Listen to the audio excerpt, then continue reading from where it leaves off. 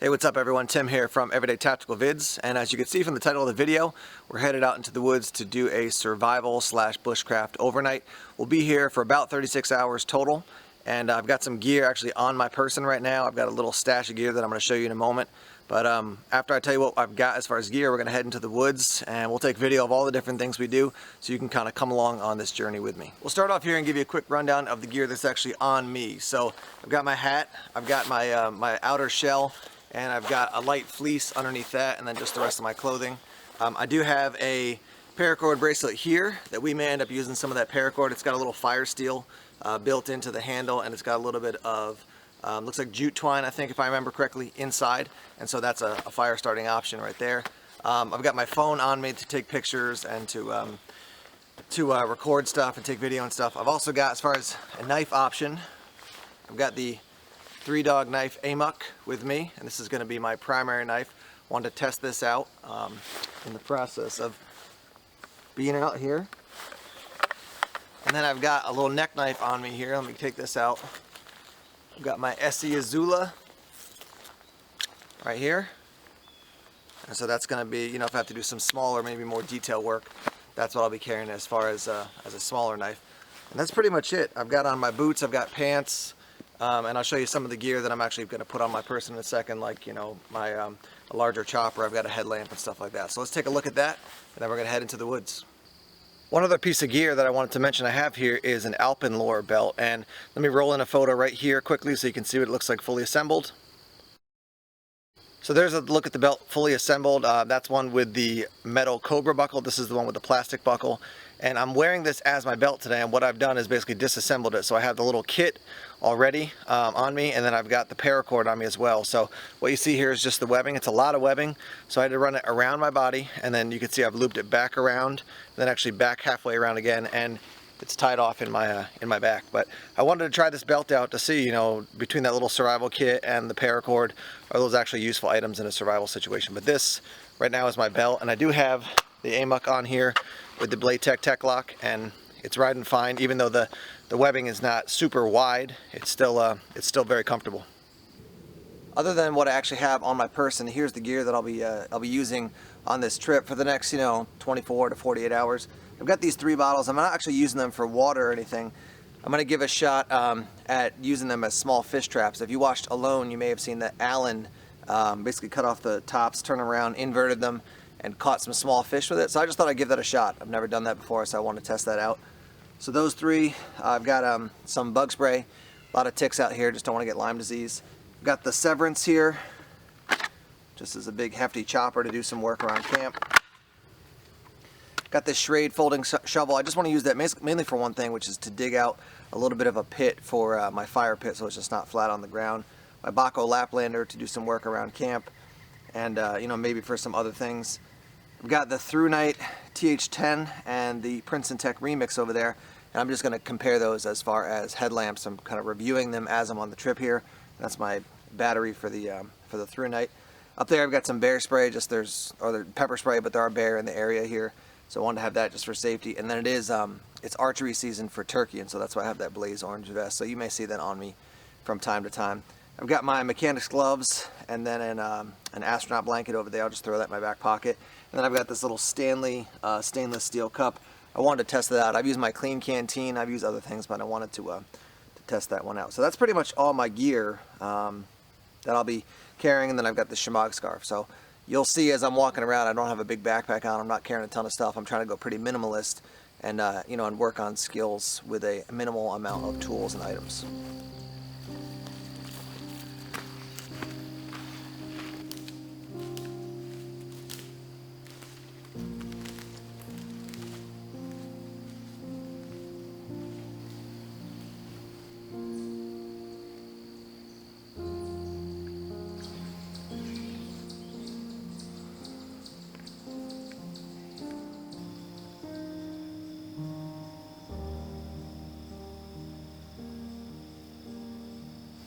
One of the things I've found being out in the woods a lot is that you don't always get what you want exactly when you want it. So for example, I just found some birch bark, and I don't need anything to start a fire right now, but this will help later on. And so I'm just going to snag this, I'll crumple it up, I'll put it in my cargo pocket.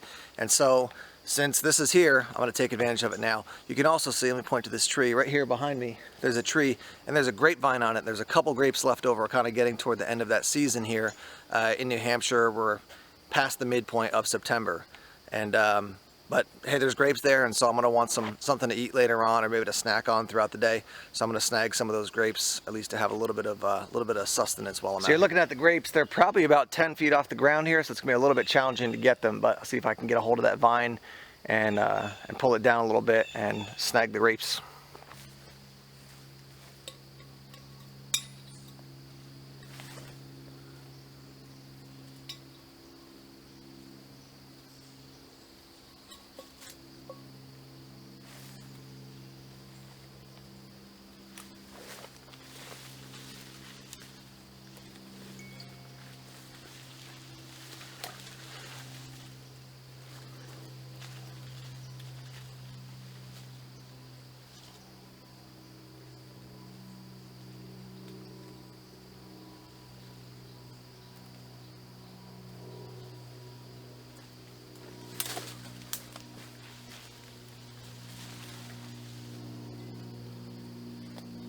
I wanted to pause the camera for a minute just to kind of step back and go, okay, how am I going to get these grapes?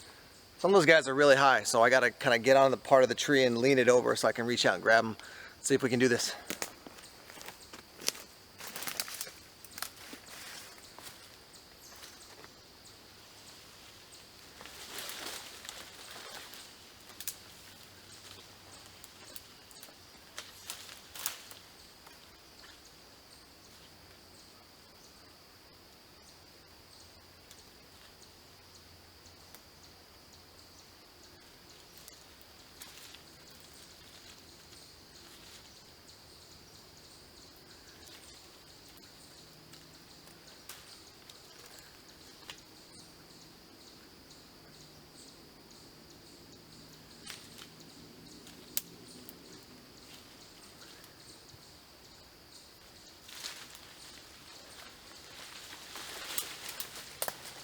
Here's a look at my stash of grapes. You may have noticed a couple of the grapes actually dropped on the ground, which I'm fine with because that's going to help grow more grapes for future seasons, so not a huge deal. Definitely know your wild edibles before you start picking and eating things. Some people have confused wild grapes with moonseed and also pokeweed. In my opinion, they look pretty different, but if you're not, you don't have experience eating wild grapes, you may confuse them. So really know your stuff before you start eating it. But those are wild grapes, and they're going to be delicious. Sun's starting to come up. I'm already getting hot, so I'm taking off layers so I don't start sweating and getting all nasty and then, getting cold later on with wet clothing. You can see the pond behind me, and I made a video using the Gerber Gator fixed blade to make this right here, which is a frog gig. And so I'm going to leave it here by the pond, and if it all works out later on tonight, we'll bring the headlamps down and we'll see if we can get some frog for dinner maybe. As I mentioned, I was hoping to use some of these Poland Spring bottles and a Mountain Dew bottle to make some fish traps like my man Alan did on Alone, just to see if that works in different places. So I've been flipping over logs looking for some bait. Finally found a bunch of bugs, and so what I'll do is we'll basically make these into the fish traps. Then we'll put the bait in there, and then we'll set them in the little. It's kind of a little cove from this pond, and then we'll see. Maybe we'll come back later on this evening to see if we got anything. Now, since this is a bit more kind of precision work, not really heavy aggressive work, I'm going to use my Essie Azula for this. You can see that, so there's the Azula, there's the caps. Just take those off. We'll take care of those in a minute. And we'll take off this wrapper.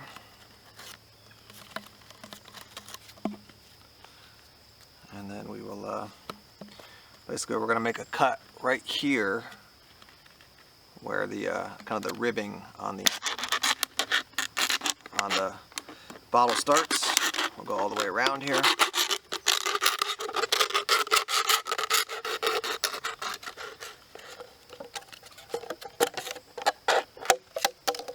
Okay. I'm going to turn this around, basically shove it back into itself. You got to get it right so that it's actually going to stay in place. That's relatively easy. And so you can see a fish would swim into here, go for the bait, and then basically get confused and not know what to do, not be able to get out that small hole. So there's one. The other one will do the same thing here, just take off the wrapper. And these are These wrappers are moist just from condensation, so let me fix my band-aid here from a cut I had. I'll do the same thing with this one.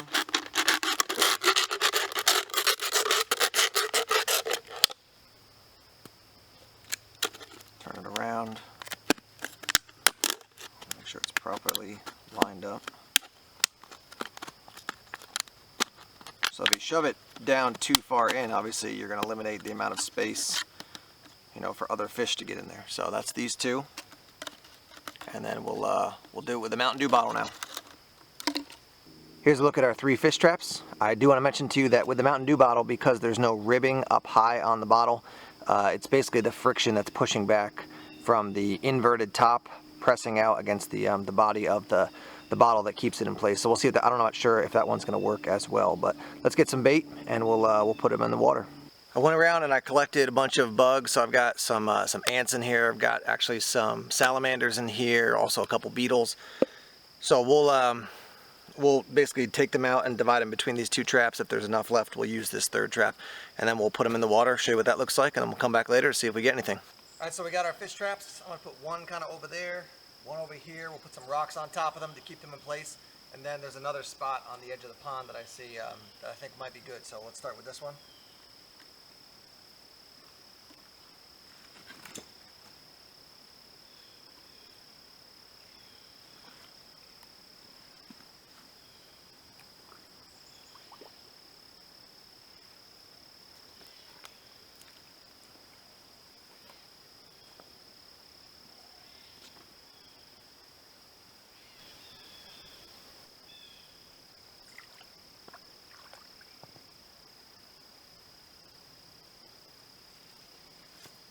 All right, so we got one here, one around the corner, and then we'll go to one more spot and set the other one up.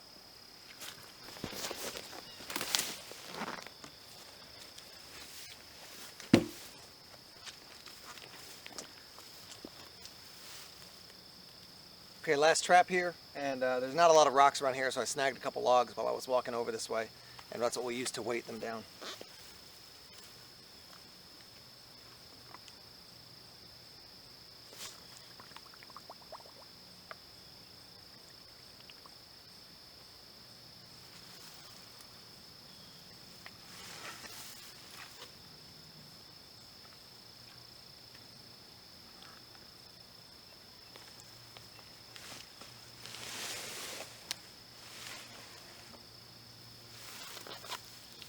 So that's it, 3 traps. We'll see how it goes. I'm a little bit skeptical just because I haven't seen a ton of small fish in this area, but we'll see how it goes, and we'll come back later on, maybe this evening, and see what we get.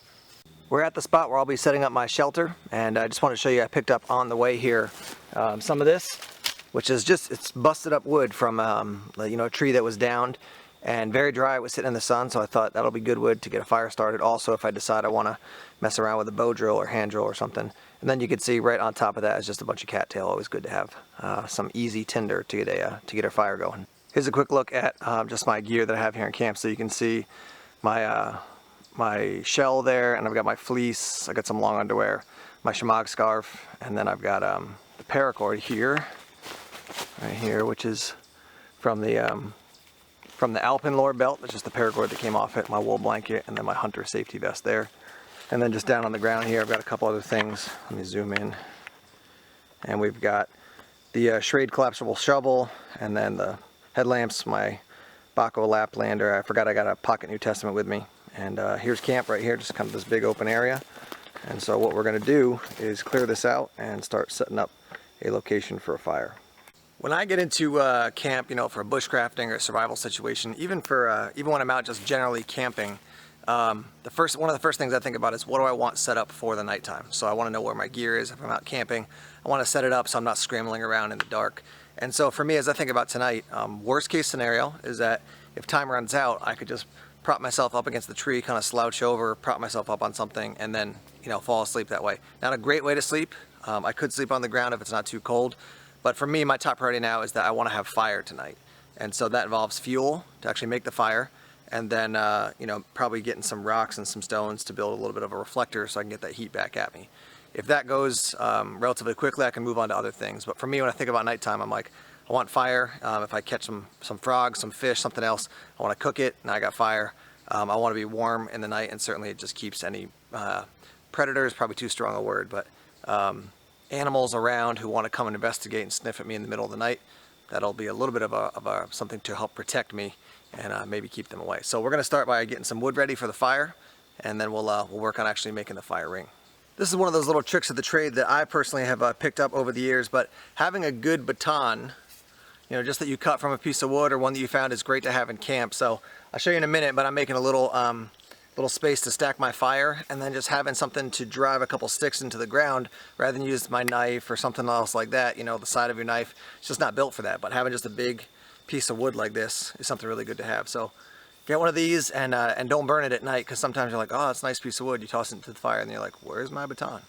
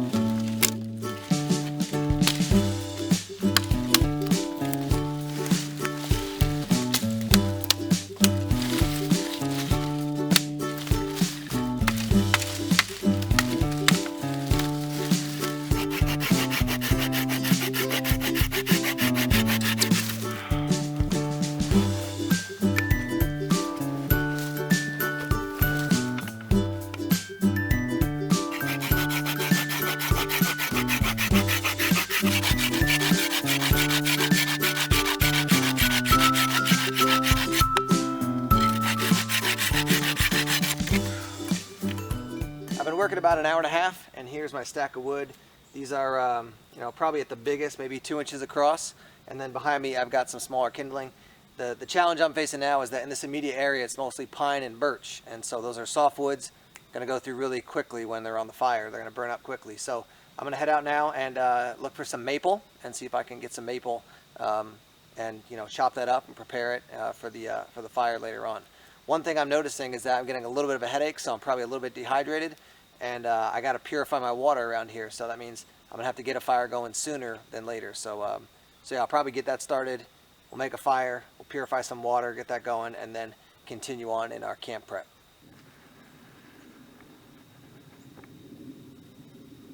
So what I've decided is, rather than go down to the water, get water, come back up, make a fire, boil it, I'm probably going to be wanting to drink a lot of water right now. So I'm going to go down to the water and actually make a little fire down there.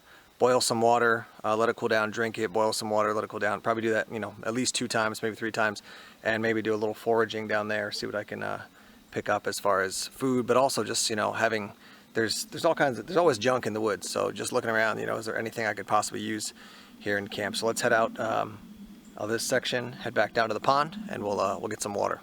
Down here by the water now, I just took up my my 2 buddies here to let them take a rest on the log. Severance on the right and the Amok on the left. These guys have been working well. I've been definitely using the Severance a lot around camp, both back in the review time and also on this trip. And then the Amok, I haven't actually used either one of my knives, the Amok or the Azula, a ton, honestly. I just haven't had a need to yet, so I think later on we'll get more use out of it. But so far the Amok has also been nice. They're just nice to look at, aren't they? Man, cool knives. All right, time to get some water.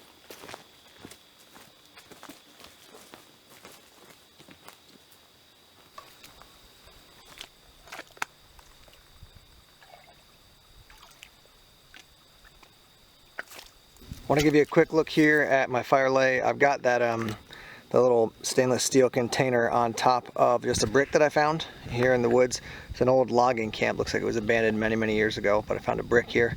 And so, you know, built basically a smaller fire down below, and then, or smaller sticks down below, and then bigger and bigger sticks as you get up higher. And so we'll get some birch bark going, and then light up those hemlock branches. Let me zoom there. There you go. Hemlock, and then basically slide it under here and get that boiling so we can get some get something to drink. Definitely got a growing headache at this point. Definitely dehydrated. Okay, so I got my fire lay, I got my birch and my shavings. I got some more pieces of birch because once that gets going, it's going to go probably pretty quickly. So I can light these and put them in, get the fire going. I've got some very small hemlock twigs there. I'm using this survival bracelet with a fire steel built in from Osprey Logistics, and we'll try it with the AMUC. It's going to be pretty tough, I think, with a big blade like that, and then we'll move down to the Izula if we have to do that.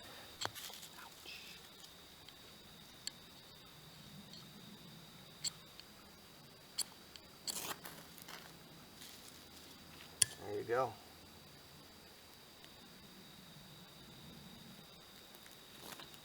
Oop, knocked it over.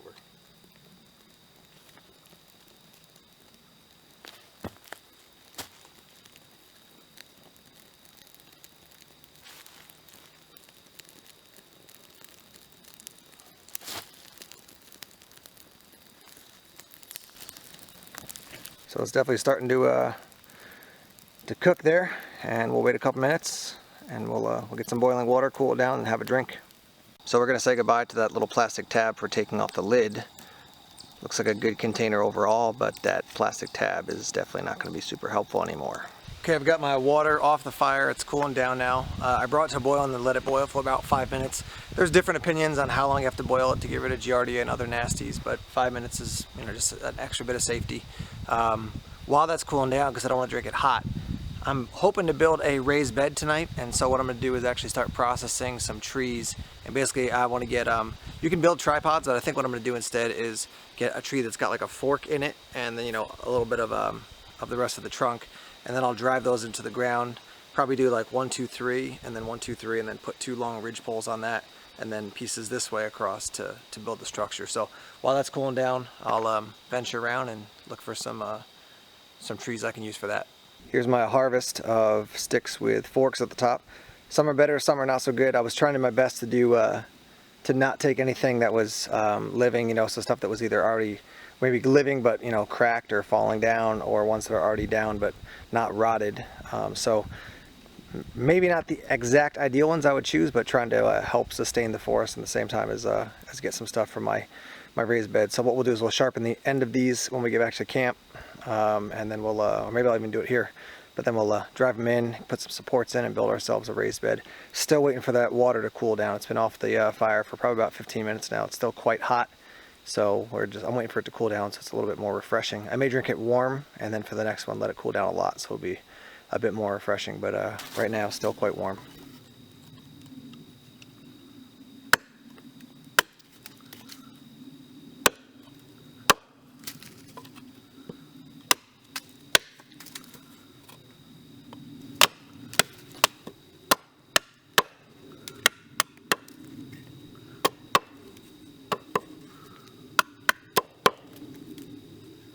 There's one. Yep.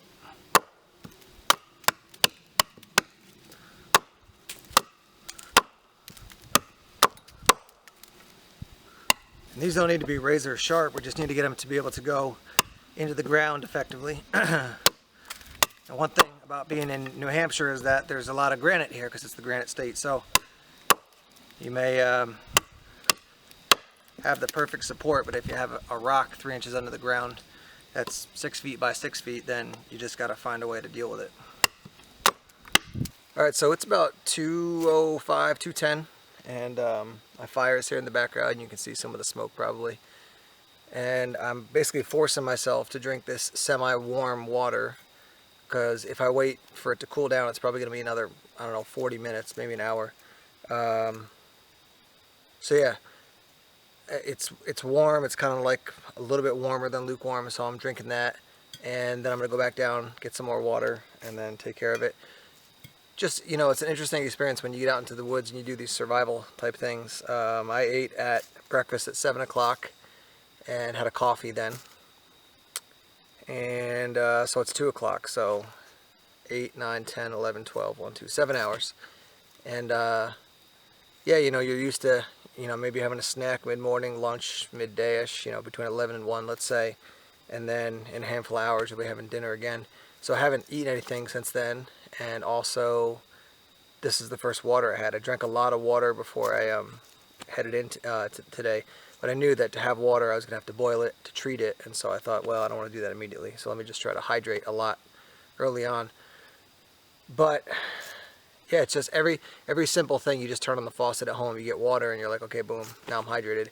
Whereas, you know, when you're out in the woods with minimal gear, you know, working on your survival skills, whatever it is, it takes a lot more effort just to do a bunch of little things. So yeah, just an interesting experience so far. It's been cool. I kind of know what to expect from doing this a bunch of times, but it's still never like, oh, that feels good to be dehydrated and, you know, tired and kind of lagging. I did find some more grapes, so I'm gonna. They had fallen. They were on the ground. They were relatively fresh, so I'm gonna put them in some hot water probably and get a little sugar rush from them, I'm sure. But we're gonna head back to camp in a little bit here and work on our raised bed. As I was headed down to the water, I actually found some more grapes. So what I did was, they were already on the ground. They looked relatively fresh. There were no holes in them, no bugs or anything. So I just put them on top of this lid for my little water container there and roasted them. And so, nice and warm, very sweet. Just wanted to show you them before I eat them all. So let's try out these grapes here.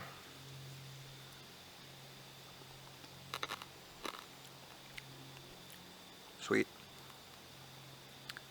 Have seeds in them, so you gotta really crunch down on them, but haven't had anything to eat since 7 in the morning, and it's probably like 3:30, so nice little treat.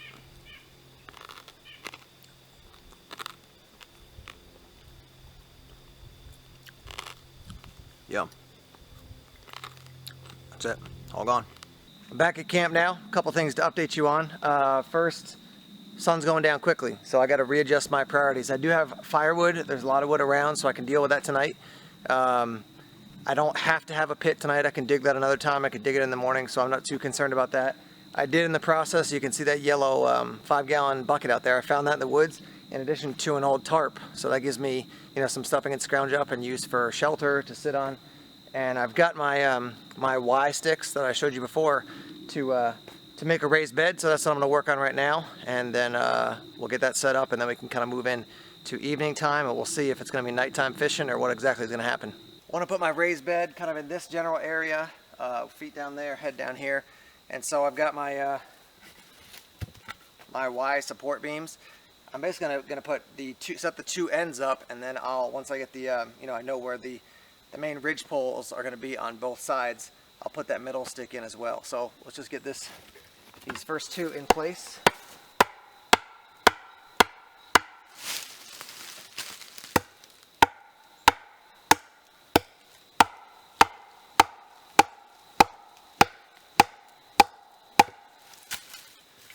So that one's in nice and solid.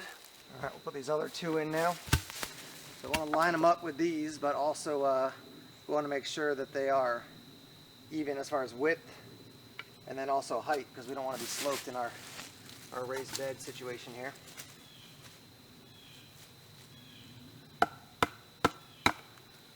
One of the ways you can do this is actually you can put something in between and then hit on that. A little bit hard to do because the Y is very small here.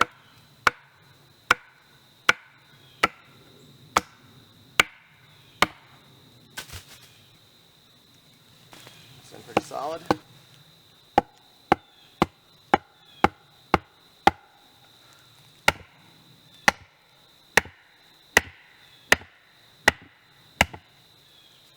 That one's in. So I got a beach, and really long, but this is the best part, the thickest part. I'll leave about a 2-foot overlap there, and I'll do the same down here. There we go. A little bit of a rise and a dip there, but that'll we can work that out with some of the other sticks that we put in place, the cross beams. I think this other length of beach is not going to be strong enough, so I'm going to go get another long beam here. Got our other long beam here, do the same thing, cut it off about 2 feet down.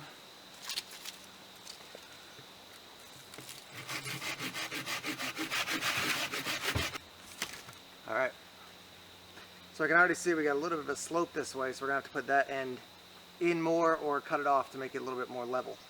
Next thing we're going to do here is actually get our crossbars down here on the end and down here at that end, and we'll lash them down, and that allows for, once this one's lashed down and that one's lashed down, all the different ones that we put in the middle, once that's fully filled, the tension will keep them in place and we don't have to lash each and every one.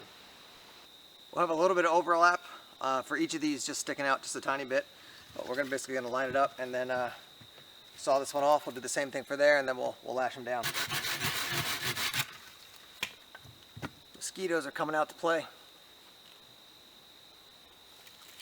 When it comes to securing your cross beams to your main, support beams, I found the best way to do it is make a hitch here at the end.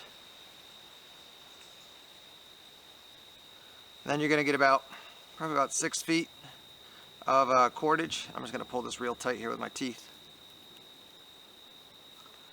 Get about 6 feet of cordage. 3, about 6.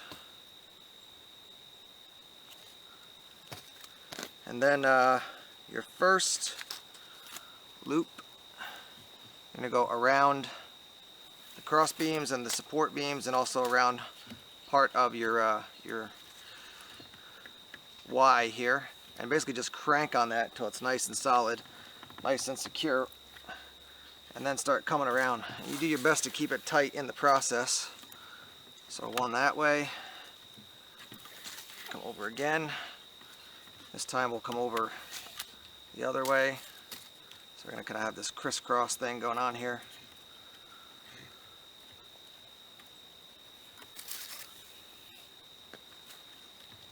Again, I probably got closer to 7 feet on this cord that I cut, but that's fine because that'll keep it nice and strong. And one more time here. Try to keep it nice and tight the entire time.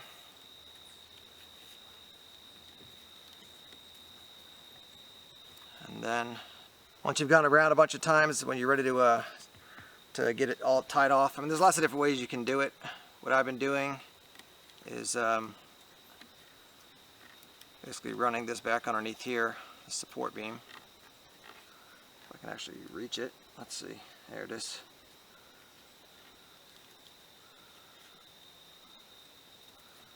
And then just run it under and crank it down. You could do that once or twice depending on how much you have left over, and that'll get it nice and snug.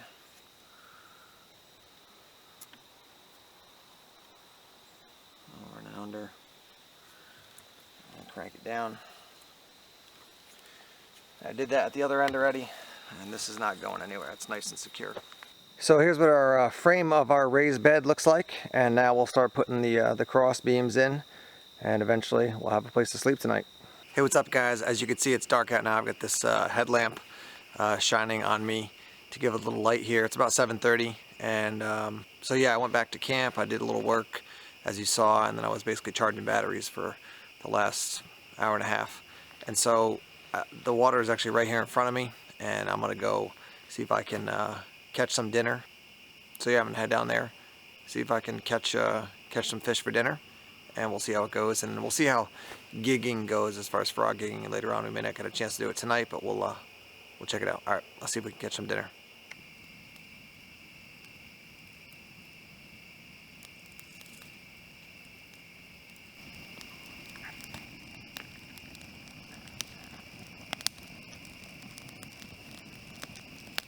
So no luck with night fishing. Not totally surprised. Just hard to see even with this headlamp. Where is it? Headlamp right here. The Princeton Tech Remix. It's maximum about 150 lumens or something. So it's just doesn't give me a lot of light to see where I'm tossing my line out. And it's actually funny, when I was leaving to go charge the batteries, and I thought, maybe I should stay and fish now and then go out later. I thought, no, it'll be fine, no big deal. Just listen to the beaver making noise down there again.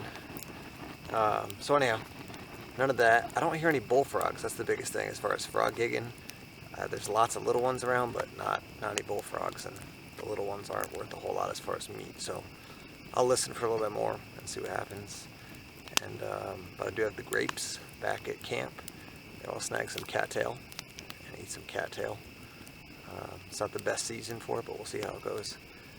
And then I gotta finish putting those crossbars on my raised bed, my raised platform that I'm gonna be sleeping on. And then eventually it's gonna be bedtime. It's about 8:21 now, I think, last time I checked. Got a little fire going here, down by the water. That beaver's all agitated, keeps slapping his tail. Anyhow, all right, that's it. Let's head back to camp. So right now the fire's not big enough to give me enough light to shoot this part of the video. It's about 9 o'clock, and the reason it's not so big is because I'm roasting some cattail actually on the coals, and the fire's kind of off to the side. So I'm gonna have that, and then yeah, just kind of chill out for a bit. And eventually we're gonna finish up the raised bed and then call it a day. Here's the cattail. Nothing, honestly, nothing special. There's lots of nutrition in them, but you're really kind of just sucking the starch out of them more than really like eating them. So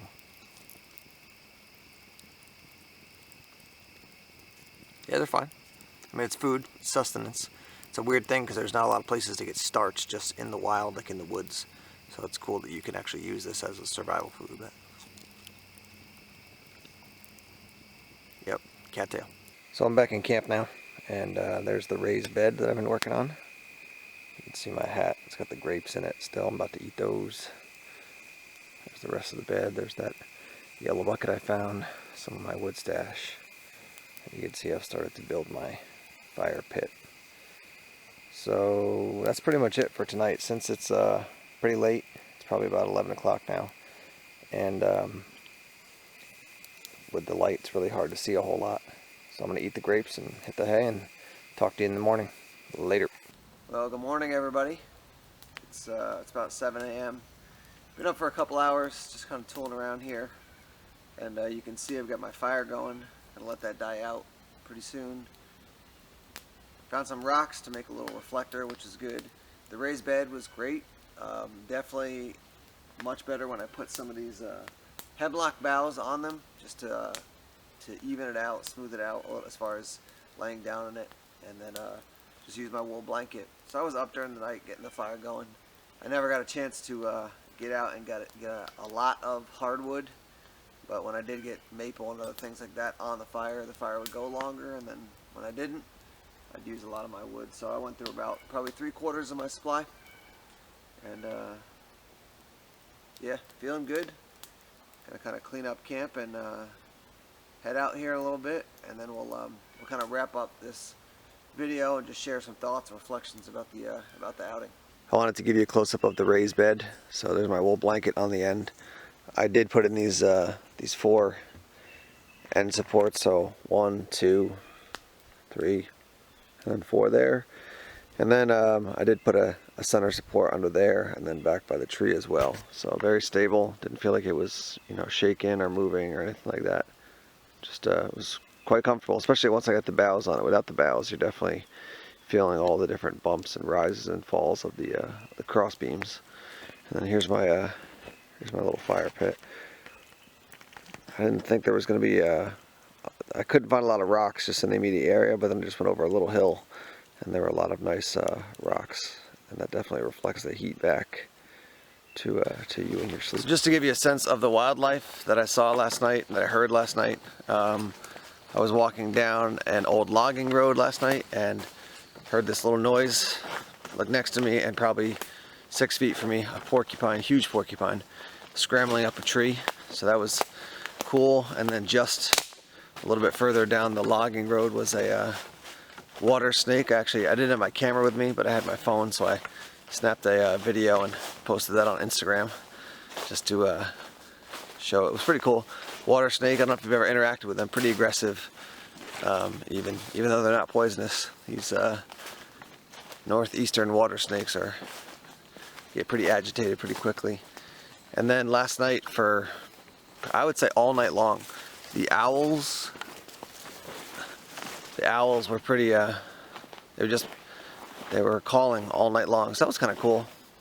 At one point I came across this tiny little mouse. I had my headlamp on, and very clearly it had no clue who I was or what was going on, just kind of sat there and stared at me, so that was kind of interesting. I also, last night when I was down just doing a meager attempt, but an attempt nonetheless at fishing, the beaver that was down there kept swimming around and slapping his tail because he was agitated that I was around, that I was in his territory. So yeah, I mean, it's cool at nighttime. The woods just come alive. There's so much to see. If you've got a headlamp, or some lighting system, And then there's so much to hear. There's just lots and lots going on. Just walking up the this little hill here to check on my fire pit that was near the water, but just take a listen here, see if you can hear all these chipmunks just going nuts. And that's pretty much everywhere in these woods.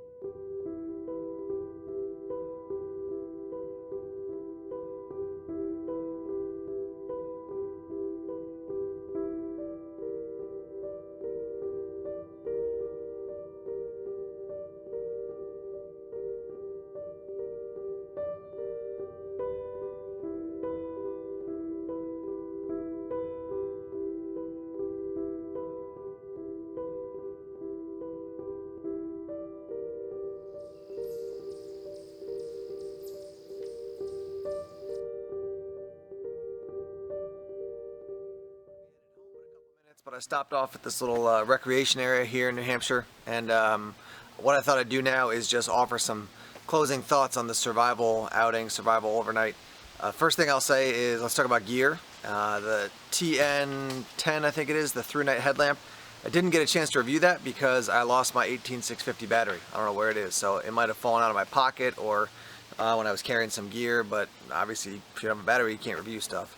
Not a huge deal because I had another headlamp. I knew I was going to have one with batteries. The Princeton Tech one came with the batteries, like right in the package. The Princeton Tech one was fine. It wasn't great as far as like being able to see out. Just I think it's 150 lumens max, maybe 125.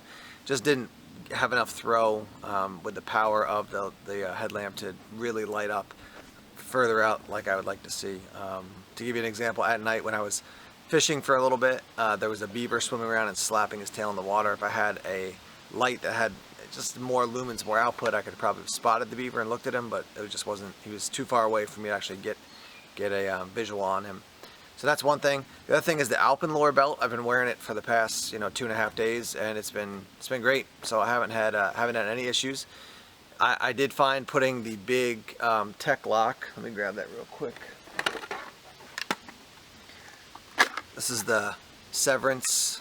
Putting the big tech lock on the Alpenlore belt, which is not that wide. It's probably about this wide. It did move around a little bit, but it wasn't terrible. It still did the job. I used the paracord. Excuse me.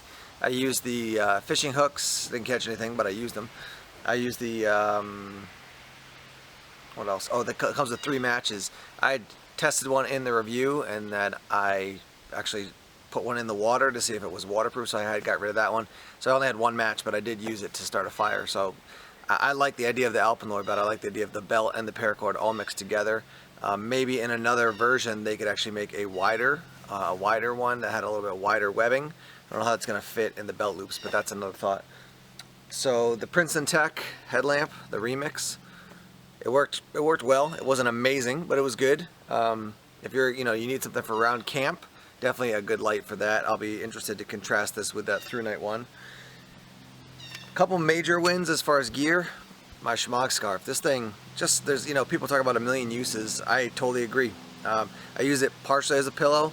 There were a couple mosquitoes that just kept buzzing in my ear, so I would cover my head with it. In the morning, my head was cold. My hat was a little bit wet from sweat, so I just used it kind of like wrap around my head, wrap around my neck. So these things are great. They're not super expensive. You can get one for probably less than 10 bucks easy. And just to have them with you, it's just nice. It's a nice option for a lot of different things. Another major win was the wool blanket, and this one I got on Amazon. It was 25 bucks, I think. It's 80% wool and then 20% other materials. This thing was great at night, notably warmer than like a fleece blanket, but I liked using it. It was good. So I put my raised bed. I built that. I put boughs on top of that, hemlock boughs and some pine boughs, and then I laid half of this down and then folded the other half on top of me when I was going to sleep at night. I was actually finding that I wanted to open it up to let more of the heat from the fire in to kind of warm me up, on my chest. So that was definitely a major win as far as gear goes. As far as the best piece of gear, all that stuff was good, but I think the most useful piece of gear for me on this trip was my Bahco Laplander. And I cut a lot of wood with this. So I cut wood for the fire, and then I also cut wood for the cross beams for the raised bed, and this thing just rocked. I really am a big fan of the Corona folding saw. but this one did the job really effectively. So seeing the amount of cutting I did with a saw, as opposed to like an axe or a machete or something like that. You know, if someone said you have a knife and one other tool, I'd probably pick a folding saw. That's just my experience, not just on this trip, but on other trips. I found it just to be really useful in camp especially. So I was really, really happy with this. If you don't have a Bahco Laplander or one of the Corona folding saws, I think it's called the Razor Tooth or Razor Edge folding saw, definitely encourage you to pick one up. They're less than 20 bucks. The great thing about the Corona is that you can get it like a Lowe's, and then if it breaks, save the box, save the receipt, bring it back, and their replacement policy is just like boom, you know, we'll replace it. So definitely very happy with those items. I want to offer a couple thoughts on the experience overall. One thing, well, here's a handful of things. One thing is everything takes longer than you think, you know. So I'll give you an example with water. I would definitely, I knew hydration was important, and so I was planning on boiling water, but just getting the water, boiling the water, letting it cool down so it actually tastes a little bit refreshing, which will help physically cool you down, but also mentally just feels like, this tastes good, I feel a little bit more relaxed. That just takes a lot of time. So just be aware of that. With the plane soaring overhead, just be aware that things take time. So, you know, you think, oh, I'll do this, this, this, and this, and then each component of what you're wanting to do takes 20% longer. All of a sudden you're like, wow, it's nighttime, I gotta go to bed. So that's one thing. The second thing I would say is that sleep is such a huge thing. So think about your sleeping area. That raised bed with the boughs on top of it, that was just really nice to sleep on. So don't just think, well, you know, I'll just suck it up at night. Like, you have to get up the next day and go do something, whether it's continue to survive because you got lost in the woods or something like that. It's not as easy as just like, well, I'll just suck it up. You can, but getting good sleep is a huge deal. I think I'm gonna do a separate video on that, just because sleep is so important, just for your body, period, but especially in like a high intensity, high stress situation. There were a handful of things I didn't get to do. I didn't get to start a fire with a bow drill. I didn't get to dig out the pit for my actual fire pit, so I did get the reflector rocks. I didn't get to go frog gigging, mostly because I didn't hear any big frogs. Even when I went and looked with my headlamp at night, there were lots of little ones, nothing big. So I just figured I'll skip on that. So that's, you know, it is what it is. You don't always get to do everything that you want when you're out in a survival situation or out in the woods. The fish traps that I made, I didn't catch anything. They were not placed in the best locations, I would say. I was trying to do that and then like 50 other things. So I would have put them out in a little bit deeper water. When I actually went to get water in my, my Stanley cup to scoop it, I stepped out onto a rock that was about maybe 6 feet out in the water, and I could see tons of little fish out there. So if I had taken the time to rig something up, I probably could have caught some fish out there, but where I placed them was not great. But I think that method, I know that method can actually work. Just wasn't great for where I placed them. So now, if I were to give you my top 2 takeaways from this this experience, first thing I would say was how much I really liked using a saw for just work around camp and stuff. I've used it in other situations, but not this much, and it was nice to have the saw for a lot of the different tasks I was doing. The other thing I will say is hydrate or die. You got to stay hydrated. I know that as soon as I got more and more water into my system, I just felt so much better. And that also means like building up to your outing. So if you're going out on a Friday, make sure Monday through Thursday you are drinking a ton of water, so your body is already well hydrated, and then just keep that water going in. So that's why you can see having like a Sawyer mini filter or one of the Purity water bottles that I've reviewed, or a Life Straw, something like that. Those are so important because you don't have to boil water, wait for it to cool, do all that stuff. You can just get the water quickly and consume it, and that hydration just helps your body function more effectively, or most effectively. So be aware of that, be thinking about that all the time, hydration. When I was well hydrated, I wasn't, like my stomach wasn't growling all the time. And so, yesterday I basically had, after breakfast, I had maybe 20 grapes, 25 grapes max, and then a little bit of cattail and nothing else. And I wasn't dying the next day. I wasn't like, oh, I feel like I'm just wasting away. So, keeping that hydration, keeping that water in your system makes you feel better, and also helps you deal with the hunger. Just want to say thank you for checking out the video. Hopefully this was helpful to you, maybe inspiring, maybe you picked up a couple, nuggets of knowledge along the way. And my plan right now is to do one of these outings in the fall, in the winter, and in the spring as well. So this is officially late summer. We're not into fall, though it's starting to feel like it here in New England. But this will be a summer outing. We'll do a fall, we'll do a winter, and then we'll do a spring outing as well. So that's my plan, and hopefully we can bring those videos to you over the next year. Appreciate all the views and the engagement. Thanks for being part of the Everyday Tactical Vids community, and more videos always coming soon. Take care.